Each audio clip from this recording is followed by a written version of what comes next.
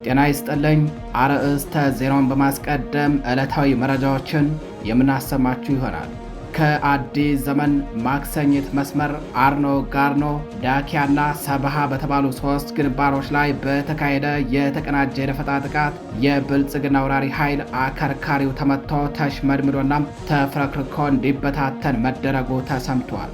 የምርጫ ካርድ ለማደል ሲንቀሳቀስ በነበረው በዚህ አሸባሪ ሰራዊት ላይ በተወሰደ መብረቃዊ እርምጃ አንድ ከፍተኛ ወታደራዊ አዛዥን ጨምሮ 11 የጥፋት ኃይሉ አባላት ሲገደሉ 13ቱ ክፉኛ ቆስለው በሞትና በሕይወት መካከል ስለመሆናቸው ተነግሯል። መረጃውን በዝርዝር ታደምጡታላችሁ። በሌላኛው መረጃችን በምዕራብ ጎንደር ነጋዴ ባርና መተማ ግንባር በተደረገ ተከታታይ አውደ ውጊያም የአገዛዙ የጥፋት ሰራዊት አከርካሪው ተሰብሮ በመተማ ወረዳ በርካታ ቀጠናዎችን ለቆ እንዲሸሽ ስለመደረጉ ተሰምቷል። የፋኖ ልዩ የጦር ብላት በታየበት በዚህ መብረቃዊ ኦፕሬሽን የባንዳዎች መሪን ጨምሮ 21 የጥላት አባላት ሲገደሉ በርካታዎች ቆስለዋል። 19 ክላሽንኮቭ መሳሪያዎችን በፋኖ ቁጥጥር ስር ውለዋል። ቀሪው ኃይል ሙትና ቁስለኛውን እያዝረከረከ ወደ ገንዳ ውሃ መፈርጠጡም ተነግሯል። መረጃውን ታደምጡታላችሁ። በሌላኛው መረጃችን የአማራ ፋኖ የትግል ስልቱን በመቀየር የውጊያ ቀጠናውን ከክልሉ አስወጥቶ ወደ ኦሮሚያ ክልል በማስፋት በናዝሬት ከተማ አቅራቢያ በሚገኝ የጠላት ካምፕ ላይ ድንገተኛና ከባድ እርምጃ መውሰዱ ታውቋል። ምርጫን በአስገዳጅነት ለማስፈጸም ተሰማርቶ በነበረ የስርዓቱ የጥፋት ኃይል ላይ በተወሰደው በዚህ መብረቃዊ እርምጃም 15 ወታደሮች ሲገደሉ ቀሪው ኃይል ሙትና አስከሬኑን ሳያነሳ ወደ ናዝሬት ከተማ መፈርጠጡም ተሰምቷል። መረጃውን በዝርዝር ታደምጡታላችሁ። በሌላኛው መረጃችን በቋሪት ብራዳማ ግንባር በተደረገ ተጋድሎ የአገዛዙ ወራሪ ኃይል አከርካሪው ተሰብሮ የተፍረከረከ ሲሆን የስርዓቱ አገልጋይ መጨረሻቸው ሞትና መማረክ መሆኑን በተግባር ታይቷል። በጀግናው ፋኖ ክንድ የጥላት ምሽጎች አመድ በሆኑበት በዚያው ውጊያ ከአገዛዙ ጎን የቆሙ ባንዳዎችና ወዳደሮች የጌቶቻቸው ሰራዊት ሲሽመደመር ተመልክተው ከፍተኛ ድንጋጤ ውስጥ የወደቁ ሲሆን ትጥቃቸውን እየጣሉ ከአህዳቸው እየጠፉ ተበትነዋል። ታደምጡታላችሁ። የተከበራችሁ አድማጭ ተመልካቾቻችን እንደምን ዋላችሁ፣ እንደምን አመሻችሁ። ከጣቢያችን እነዚህንና ሌሎች የዛሬ ግንቦት 5 2018 ዓ.ም ዕለታዊ የግንባር መረጃዎችን እንዲሁም ሌሎች የሀገር ውስጥና የውጭ መረጃዎችን አጠናቅረን ይዘን ቀርበናል። አብራችሁን ቆዩ።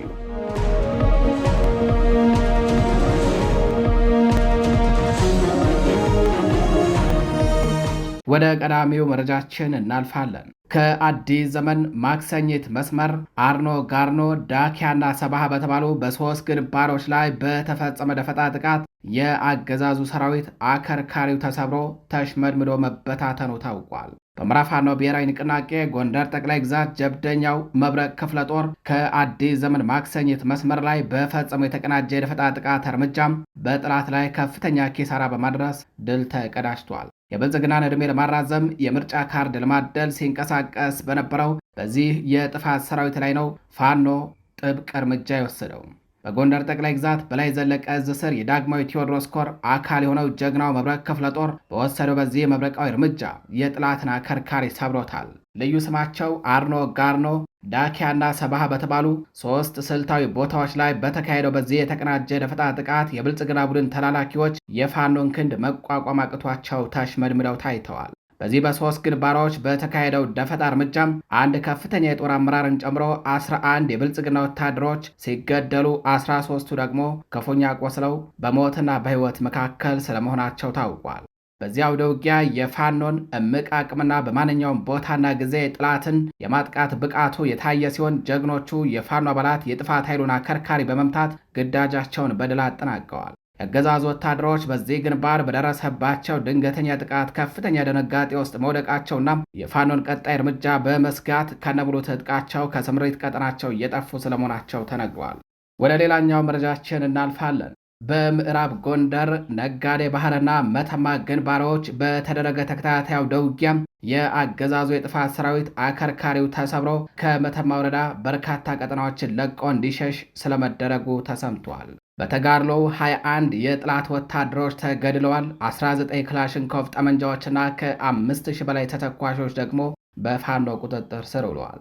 የአማራ ፋኖ ልዩ የጦር ብልሃትና እምቅ አቅም የታየበት መብረቃዊ እርምጃ ነው በምዕራብ ጎንደር ግንባር የተፈጸመው። የብልጽግና ቡድን ተላላኪዎች የፋኖን ክንድ መቋቋም አቅቷቸው ሲሽመደመዱ በመተማ ወረዳ አብዛኛው ቀጠና በፋኖ ቁጥጥር ስር ገብቷል። በዚያ ወደ ውጊያ የስርዓቱ ቅጥረኛና የአማራ ጡት ነካሽ ተብሎ የሚታወቀው ቻሌ የተባለ የጸረ ሽምቅ ኃይል አዛዥ ሲገደል የጨበራው የምርጫ ቀስቀሳም በጀግኖቹ ክንድ መክኖ እንዲቀር ተደርጓል። ውጊያው የተጀመረው ትናንት ሲሆን ዛሬም በሌሎች ግንባሮች ዘልቆ ውሏል። ትላንት ግንቦት 4 2018 ዓ.ም በበላይ ዘለቀ ዕዝ መይሰው ካሳ ኮር ፊታውራሪ ገበየው ክፍለ ጦር በነጋዴ ባህር ከተማ የጠላትን ምሽግ ሰብሮ በመግባት አስደማሚ ጀብዱ ፈጽሟል።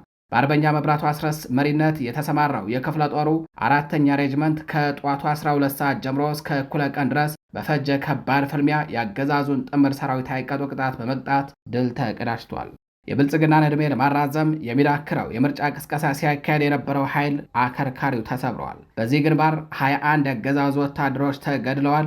13 የሚሆኑት ደግሞ በከባድ ሁኔታ ቆስለዋል። በተጨማሪም 19 ክላሽንኮቭ ጠመንጃዎችና ከ5000 በላይ ተተኳሽ እንዲሁም ሌሎች ልዩ ልዩ ወታደራዊ ቁሳቁሶች በፋኖ እጅ ገብተዋል።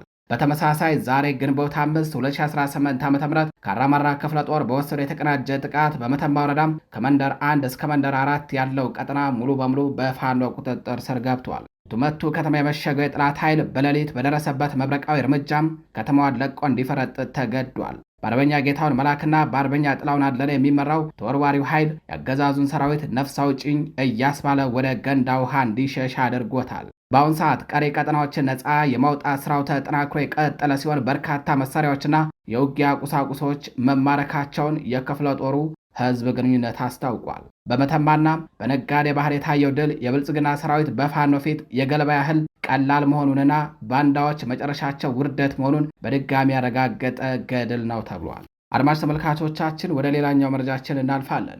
የአማራ ፋኖ የትግል ስልቱን በመቀየር የውጊያ ቀጠናውን ከክልሉ አስወጥቶ ወደ ኦሮሚያ ክልል በማስፋት በናዝሬት ከተማ አቅራቢያ በሚገኝ የጠላት ካምፕ ላይ ድንገተኛ እርምጃ መውሰዱ ታውቋል።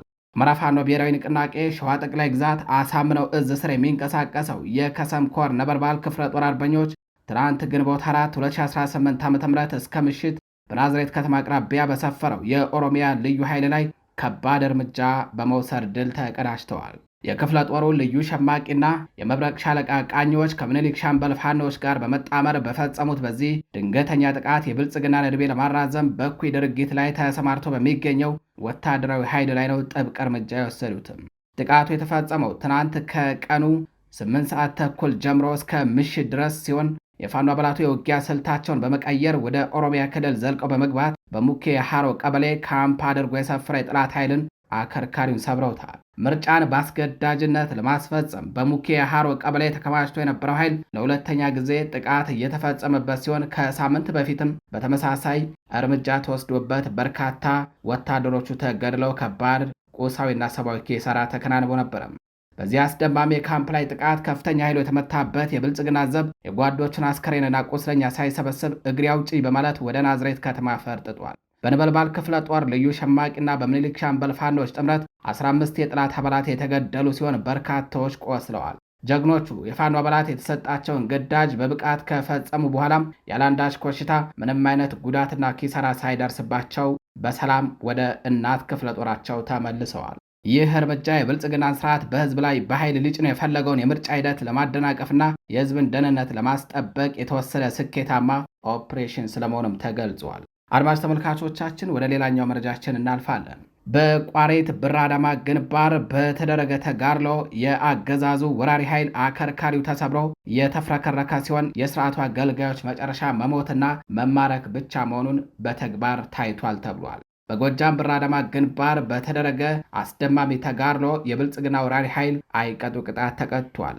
በአማራ ፋኖ ብሔራዊ ንቅናቄ ቴዎድሮስ ዕዝ ተወርዋሪ ኮማንዶ እንዲሁም 105ኛ ኮር 44ኛ ክፍለ ጦር አባ ግስ ሻለቃና የቴዎድሮስ ዕዝ 102ኛ ኮር 33ኛ ክፍለ ጦር በቅንጅት በወሰዱት በዚህ መብረቃዊ እርምጃ ጠላት ብትንትኑ ሲወጣ ከስርዓቱ ጋር አብረው ለቆሙ ባንዳዎች ቀኑ እንደጨለመባቸው ያሳየ ተጋድሎ ተደርጓል። በቋሪት ወረዳ ብር አዳባ ከተማና አካባቢው የነበረው የጠላት ምሽግ በፋኖ ክንድ ተደርምሷል። ላለፉት ቀናት በስፍራው በከባባድ መሳሪያዎች ታግዞ ሲፎክር የነበረው የብልጽግና ሰራዊት የጥይት ሩምታው ሲበረታበትና የጀግኖቹ ክንድ ሲያርፈበት ኩራቱ ከመቅጽበት ወደ ጸጸትና ውርደት ተቀይሯል። መከላከያ አድማ ብተናና ሚሊሻው የፋኖን ክንድ መቋቋም አቅቶት ከባድ ኪሳራን ተከናንቧል። ከአገዛዙ ጎን በመቆም አማራን ለመውጋት የተሰለፉ ባንዳዎች የጌቶቻቸው ሰራዊት ሲበታተንና ጓዶቻቸው ሲረግፉ በማየታቸው ከፍተኛ ድንጋጤ ውስጥ በመግባት ትጥቃቸውን እየጣሉ ከአህዳቸው እየጠፉ ተበትነዋል። ለባንዳዎችና ለወዳደሮች አማራ ክልል ጠባብ ናት፣ ቀኑም የጨለመባቸው መሆኑን ያመላከተ ተጋድሎ ነው። ጠላት ከጅጋ ዙ 23ና ተጨማሪ ኃይል በማስገባት የተረፈውን ኃይል ለማገዝ ተኩስ ቢከፍትም ነገር ግን ሳይታደጋቸው ቀርቷል። በብር አዳማ ግንባር የታየው ተጋድሎ የአገዛዙ ኃይል መጨረሻው ጥፋት፣ የባንዳዎች ደግሞ ውርደት መሆኑን በግልጽ ያሳየ ገድል ሆኖ ተመዝግቧል። የተከበራችሁ አድማጭ ተመልካቾቻችን መረጃዎቻችን እንደቀጠሉ ናቸው። ወደ ሌላኛው መረጃችን እናልፋለን። በአባ ሳሙኤል ማረሚያ ቤት በእስር ላይ የሚገኙ ከ600 በላይ እስረኞች የረሃብ አድማ መጀመራቸው ተሰምተዋል። የረሃብ አድማው የተጀመረው ከትላንት ማክሰኞ ግንቦት 4 2018 ዓ.ም ጀምሮ ሲሆን እስረኞቹ ያነሷቸው ጥያቄዎች እስከሚመለሱላቸው ድረስ የረሃብ አድማው እንደሚቀጥል ታውቋል። ማረሚያ ቤቱ ከውሃ አቅርቦት ጀምሮ መሰረታዊ አገልግሎቶችን እየሰጠ አይደለም። እስረኞች ከቤተሰቦቻቸውና ከጠበቆቻቸው ጋር እንዲገናኙ አልተፈቀደም። በማረሚያ ቤቱ ከፍርደኞች ጋር ታስረው የሚገኙ የጊዜ ቀጠሮ እስረኞች ላይ በምርመራ ስም አሰቃቂ ድብደባ እየተፈጸመ ነው። የሕክምና አገልግሎት እያገኘን አይደለም በሚልና በሌሎች ምክንያቶች ነው እስረኞቹ የረሃብ አድማውን የጀመሩት ብለዋል የመረብ ሚዲያ ምንጮችም። ከእስረኞቹ መካከል 105ቱ በአማራ ክልል ካለው የጸጥታ ሁኔታ ጋር በተገናኘ ከ3 ዓመት በፊት ጀምሮ የታሰሩና ከማረሚያ ቤት እየተንከራተቱ ግፍና መከራ ሲፈጸምባቸው የከረሙ ናቸው።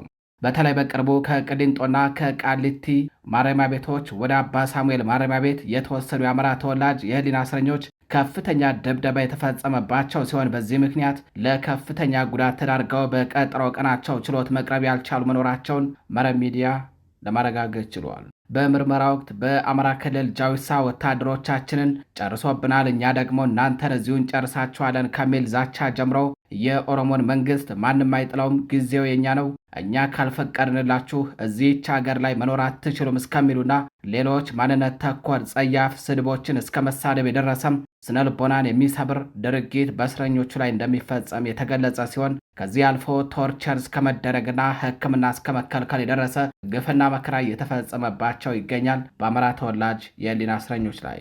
የአማራ ተወላጅ የህሊና እስረኞቹ በእነዚህ ምክንያቶች እንዲሁም በማረሚያ ቤቱ የሚፈጸሙባቸው መብት ጥሰቶች እንዲቆሙና ለጥያቄዎቻቸው አስቸኳይ ልባት እንዲሰጣቸው በመጠየቅ በማረሚያ ቤቱ ከሚገኙ ከሌሎች የደረቅ ወንጀል ፍርደኞች ጋር በጋራ በመሆን ከትላንት ግንቦት 4 2018 ዓ.ም ጀምሮ የረሃብ አድማ ላይ ናቸው። በተያያዘ ዜና የአማራ የፖለቲካ እስረኞች ከቅሊንጦ ተለይተው ወደማይታወቅ ስፍራ መወሰዳቸው ተሰምቷል። እስረኞቹ በሕይወታቸው ላይ ከፍተኛ አደጋ ስለመደቀኑም ነው የተመላከተው። በማንነታቸው ምክንያት በብልጽግናው አገዛዝ ወህኒ ቤቶች የሚገኙ የአማራ ፖለቲካ እስረኞች ለሕይወታቸው በሚያሰጋ ሁኔታ ላይ እንደሚገኙና አገዛዙ እስረኞቹን ለይቶ ወደማይታወቅ ስፍራ ስለማዛወሩ ተነግረዋል። የእስረኞቹ ቤተሰቦችና የሕግ አማካሪዎቻቸው እንደገለጹት አገዛዙ ትናንት ግንቦት 4 2018 ዓ.ም ከ50 የሚበልጡ የአማራ ተወላጅ የፖለቲካ እስረኞችን ከቅሊንጦ ማረሚያ ቤት ነጥሎ የወሰደ ሲሆን ይህ እርምጃ የተወሰደውም ከሌሎች እስረኞች በመነጠል ከፍተኛ ጥቃት ለማድረስ እንዲያመቸው መሆኑ ተጠቁመዋል። ከቅሊንጦ ተለይተው ወደማይታወቅ ስፍራ ከተወሰዱት መካከል ታዋቂ የህዝብ ተወካዮች የሆኑት አቶ ዮሐንስ ቧያለው፣ ዶክተር ካሳ ተሻገር እንዲሁም አቶ ክርስቲያን ታደለ ይገኙበታል። በተጨማሪም ጋዜጠኞቹ ጎበዜ ሲሳይ፣ አባይ ዘውዱ፣ ዳዊት በጋሻውና ቴዎድሮስ ንብረት እንዲሁም ምሁራኑ ዶክተር ወንደሰን አሰፋ፣ ዶክተር ቴዎድሮስ ኃይለማርያም፣ ዶክተር ሲሳያው ግቸውና ዶክተር ጫኔ ከበደ በዝርዝር ውስጥ መካተታቸው ታውቋል። ስርዓቱ ይህንን እያደረገ ያለው ከዚህ ቀደም በድብቅ ሲያከናውኑ የነበረውን አካላዊና ስነልቦናዊ ስቃይ በይፋ ለመቀጠል አሊያም በሕይወታቸው ላይ ነጻ እርምጃ ለመውሰድ እንዲያመቸው ታስቦ ሊሆን ይችላል የሚል ስጋት በቤተሰቦቻቸው ዘንድ አይለዋል። የማረሚያ ቤቶች ኮሚሽንና የፌዴራል ፖሊስ ኮሚሽን ምንጮች እንደሚጠቁሙት አገዛዙ በአማራ ፖለቲካ እስረኞች ላይ በፌዴራል ፖሊስ፣ በማዕከላዊ፣ በገላን፣ በአዋሽ አርባና በሰምራ ወታደራዊ ካምፖች ውስጥ በማንነት ላይ የተመሰረተ ስድብ፣ ዛቻ፣ ማንቋሸሽ፣ ከፍተኛ ድብደባና ግድያ ሲፈጽም ቆይተዋል። በዚህ ስልታዊ የማሰቃየት ተግባር ምክንያት ቀደም ሲል ኢሳያስ በላይ የተባለም የፖለቲካና የማንነት እስረኛ ሕይወቱ ማለፉ የሚታወስ ሲሆን አሁንም እስረኞቹ ፍርድ ቤት ቀርበው ጉዳያቸው እየታየ ባለበት ወቅት በቅሊንጦ፣ በአባ ሳሙኤል፣ በዝዋይና በቃሊቲ ተደጋጋሚ የሰብአዊ መብት ረገጣ እየደረሰባቸው ይገኛል። አሁን ደግሞ ለጥቃት በተጋለጠ መልኩ ማንነታቸው አማራ የሆኑትን ብቻ ተለይተው መታሰራቸውና ወደ ሌላ ስፍራ መወሰዳቸው በቀጥታ ለሕይወታቸው አስጊ መሆኑን የሕግ ባለሙያዎች ገልጸዋል። የብልጽግናው አገዛዝ በጦር ግንባር የገጠመውን ሽንፈትና የቀጠናውን ዲፕሎማሲያዊ ከበባ ተከትሎ በወህኒ ቤት ያሉ የአማራ ድምፆችን ለማጥፋት የጀመረው ይህ እርምጃም ሀገሪቱን ወደ ከፋ ሰብአዊ ቀውስ ሊከታት እንደሚችል ተመላክቷል። በመሆኑም የሰብአዊ መብት ተሟጋቾች፣ ዓለም አቀፍ ማህበረሰብና የሚዲያ ተቋማት እስረኞቹ የህይወት ዋስትና ከማጣታቸው በፊት ሞራላዊ፣ ፖለቲካዊና ህጋዊ ኃላፊነታቸውን እንዲወጡ ቤተሰቦቻቸውና የህግ አማካሪዎቻቸው አስቸኳይ ጥሪ አቅርበዋል።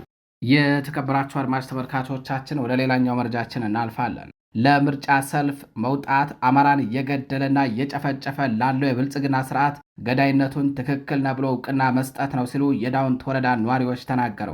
ምኒልክ ዕዝ በዳውንት ወረዳ ታላቅ ህዝባዊ ንቅናቄ አካሂዷል። በአማራ ህዝብ ላይ ዘር ማጥፋት ወንጀል የሚፈጽሙ የብልጽግና ስርዓት በሚያካሄደው ምርጫ ላይ መሳተፍ ለገዳይ እውቅና መስጠት ነው ሲሉ ነዋሪዎቹ ገልጸዋል። ምኒልክ ዕዝ በሰሜን ወሎ ዞን ዳውንት ወረዳ ባካሄደው በዚህ ግዙፍ መድረክ መጪውን ምርጫ ማውገዙንና የህዝብን ህልውና ትግል አቅጣጫ ማመላከቱንም ገልጿል። በዳውንት ወረዳ 014 ቀበሌ በተካሄደው በዚህ መድረክ ላይ በሺዎች የሚቆጠሩ ነዋሪዎች የተገኙ ሲሆን የእዙ ከፍተኛ አመራሮች ከህዝቡ ጋር ወቅታዊ የትግል አንድምታ ላይ ያተኮረ ውይይት አካሂደዋል። በውይይቱ ላይ በዋናነት ከተነሱ ነጥቦች መካከል ለምርጫ ሰልፍ መውጣትም ሆነ መመዝገብ አማራን እየጨፈጨፈ ላለው የብልጽግና ስርዓት ቀጥልበት ብሎ ፍቃድ እንደመስጠት መሆኑ ከህዝቡ ሀሳብ ተሰጥቷል።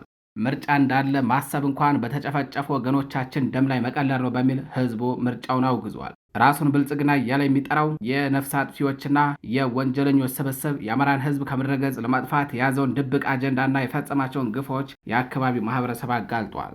ተሰብሳቢዎቹ በሰጡት አስተያየት ፋኖ ከኛው አብራክ ወጣም የህልውናችን ዋስትና ነው በማለት አጋርነታቸውን አረጋግጠዋል። በተለይ በወለጋና በተከል የሚፈጸመው ግፍ እንዳይደገም ፋኖ ብቸኛው መከታ መሆኑን ነዋሪዎቹ መስክረዋል።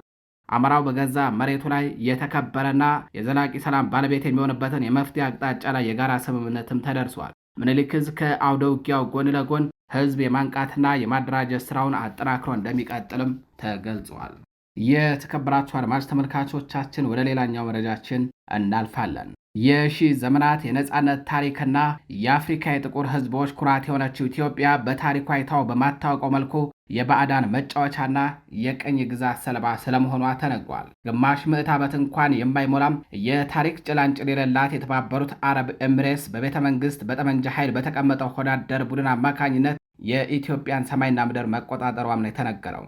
ዛሬ የኢትዮጵያ አየር ኃይል የኢትዮጵያ ሳይሆን የዱባይ ቅጥረኛ የሀገር መከላከያ ሰራዊትም የባዕዳን አጃቢ ሆኖ የአማራን ህዝብና የፋኖን ትግል ለማዳከም በደብረ ዘይትና በባህር ዳር ሰማይ ላይ የሞት ድግስ እየደገሰ ይገኛል። ኢትዮጵያ ዛሬ ያለችው በሉዓላዊ መንግስት እጅ ሳይሆን የባህረ ሰላጤው ዘውዳዊ አገዛዞች በፈጠሩት የፖለቲካ ማዕከል ውስጥ ነው። አብይ አህመድ ስልጣኑን ለማቆየት ሲል የሀገሪቱን ሰማይና ቁልፍ ወታደራዊ ይዞታዎች ለተባበሩት አረብ ኤምሬትስ አሳልፎ ሰጥተዋል።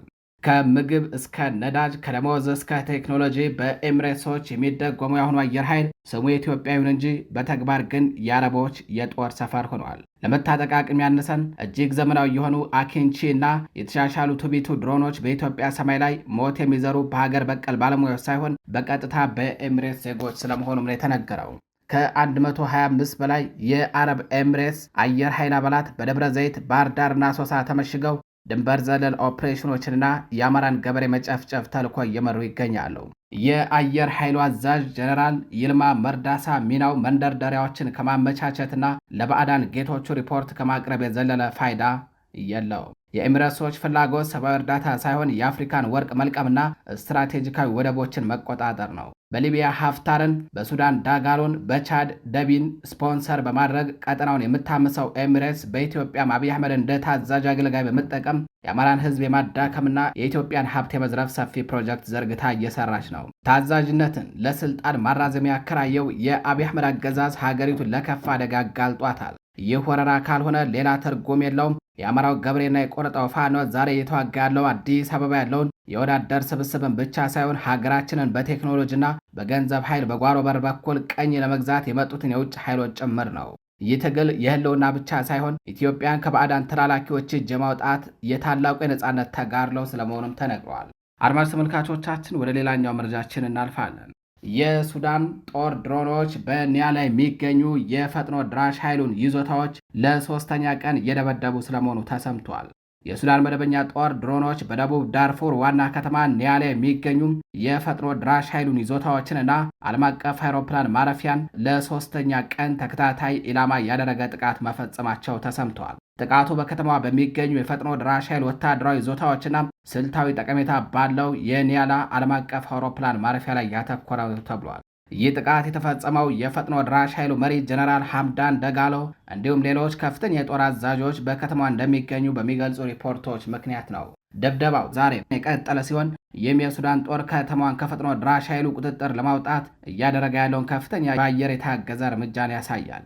ኒያላ ከካርቱም ቀጥሎ የሱዳን ሁለተኛዋ ትልቅ ከተማ ስትሆን በምዕራብ ሱዳን ማለትም በዳርፉር ለሚደረገው ጦርነት ስልታዊ ማዕከል ስለመሆኗም ተነግሯል። ኤሜቲና ከፍተኛ አዛዦቻቸው በከተማዋ መገኘታቸው የሱዳን ጦር ከፍተኛ አመራሩን በአንድ ጊዜ ለማጥቃት አመቺ አጋጣሚ አግኝቻለሁ ብሎ እንደሚያምንም ተነግሯል። ይህ የአየር ጥቃት በከተማዋ በሚገኙ ሲቪሎች ላይ ከፍተኛ ስጋት የፈጠረ ሲሆን በዳርፉር ያለው ግጭት ወደ አዲስ ምዕራፍ መሸጋገሩንም የሚያመላክት ነው። በተያያዘ ዜና የውጭ ሀገር ተዋጊዎችን በመመልመል የሚከሰሰው የሱዳን ፈጥኖ ድራሽ ኃይሉ አዛዥ ከቡድኑ መልቀቁን ተናግሯል። በሱዳን ፈጥኖ ድራሽ ኃይል ውስጥ ከፍተኛ አዛዥ የነበረው እንዲሁም የውጭ ሀገር ተዋጊዎችን ወደ ቡድኑ በማስገባት ረገድ ትልቅ ሚና እንደነበረው የሚነገርለት ግለሰቡ ከቡድኑ መውጣቱን ሱዳን ትሪቡን ዘግቧል። በስፋት አልሳቫና በመባል የሚታወቀው አሊ ሪዚቅ ሰኞ ዕለት በማህበራዊ ሚዲያ በተሰራጨ ተንቀሳቃሽ ምስል ከታጣቂ ኃይሎች ጋር የነበረውን ግንኙነት በይፋ ማቋረጡን ገልጿል። ውሳኔውን ያስተላለፈው ከሱዳን ሕዝብ ጎን ለመቆምና ለሰላምና መረጋጋት ድጋፍ ለመስጠት ስለመሆኑም ተነግሯል። ምንም እንኳን አልሳቫና እስካሁን የትኛውንም ወታደራዊ አካል አለመቀላቀሉ ቢገልጽም የእርሱ ከቡድኑ መልቀቅ ባለፉት 2 ወራት ውስጥ ከፈጥኖ ድራሽ ኃይሎች የወጣ ሁለተኛው ሰው አድርጎታል። ባለፈው ሚያዝያ ወር ሜጀር ጀነራል አልኑር አልቁባ በተመሳሳይ መልኩ ከቡድኑ በመልቀቅ የሱዳን ጦርን ስለመቀላቀላቸው ይታወቃል። ከቡድኑ ውስጥ የብርጋደር ጀነራልነት ማዕረግ የነበረውና በምስራቅ ዳርፉር ቁልፍ ተደርጎ የሚወሰደው አልሳቫና ሚያዝያ 15 2023 ጦርነቱ በተቀሰቀሰበት ወቅት ነበር ቡድኑን የተቀላቀለው። ሱዳን ትሪቡን እንደዘገበው ግለሰቡ የውጭ ሀገር ተዋጊዎችን በማሰባሰብና በፈጥኖ ድራሽ ኃይሎች ረድፍ ውስጥ በመመልመል ረገድ ትልቅ ሚና ተጫውቷል ብሏል። አልሳቫና ኃይሎቹን ከመቀላቀሉ በፊት በ2013 ከሱዳን ጦር ጋር የተቀላቀለ የታጣቂ ቡድን መሪ የነበረ ሲሆን በኋላም ከቀድሞ የሱዳን መንግስት ጋር አለመግባባት ውስጥ ገብቶ ነበረ። በመጨረሻም በፈጣን ድጋፍ ኃይሎችና በሱዳን ጦር መካከል ግጭት ሲቀሰቀስ ከፈጥኖ ድራሽ ኃይሎች ጎን ተሰልፎ ቆይተዋል። የተከበራችሁ አድማጭ ተመልካቾቻችን ለዛሬ ግንቦት 5 2018 ዓ.ም ይዘናቸው የነበሩት ዕለታዊ የግንባር መረጃዎቻችን እነዚህን ይመስላሉ። በሌሎች አዳዲስ መረጃዎች እስከምንገናኝ ከቀሪ የጣቢያችን ዝግጅቶች ጋር ቸር ቆዩ።